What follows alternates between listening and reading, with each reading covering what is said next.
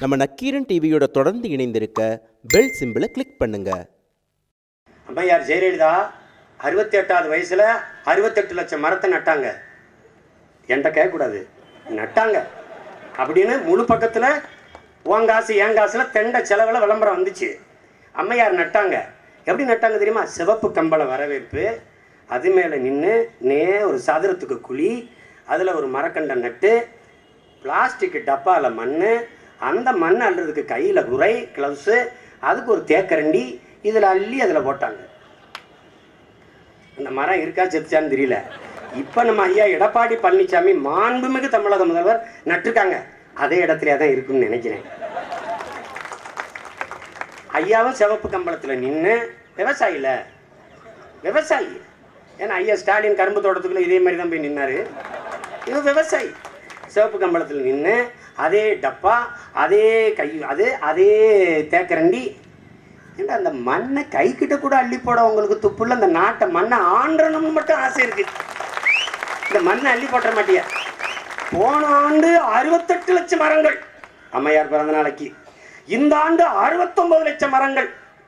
போன ஆண்டு நட்ட 68 லட்சம் மரம் எங்க? Where is the trees? அது எங்க இருக்கு? அது எங்க இருக்கு சொல்லுங்க? அது வரதா புயல்ல போயிடுச்சு.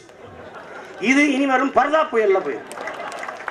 பாவியில 69 லட்சம் மரக்கன்றுகளை நடுவோம்னு பல லட்சக்கணக்கான ரூபாய்க்கு விளம்பரம், அரசு விளம்பரம். அந்த விளம்பரத்துல குச்சியா மரம் இருக்கு, தெருவில் எங்கேயும் மரத்தை காணோம். இவங்களை தொலைச்சி எரியாம நீ இந்த நாட்டை, இந்த மக்களை வாழ வைக்க முடியாது. அதுக்கு ஒரே வழி அரசியல் புரட்சி, அறிவாயுதம் ஏந்திய கருத்தியல் புரட்சி. படையை பெருக்கு, தடையை நொறுக்கு, இனத்தின் விடுதலையை இறுதி இலக்கு. ஒருவர் 10ஆவும் 10 100ஆவும் பகைவர் நடுங்கும் படையாகும். தேர்தல் என்கிற ஒரு போராட்ட களம் நமக்கு கையளிக்கப்படுது. இவன் தவிர்க்கவே முடியாததுல நம்மள மே மாசம் உள்ளாட்சி தேர்தல் வருதுங்கிறான். நிக்கிறோம், வெல்றோம், வாக்க அல்றோம், போராடுறோம்.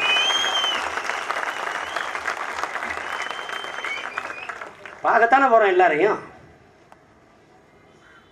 அது தலையில்லாத முண்டை மாத்திரிது அதிமுக. இது சட்டம் இல்லாம வெறுமையிலோட தெரியுது.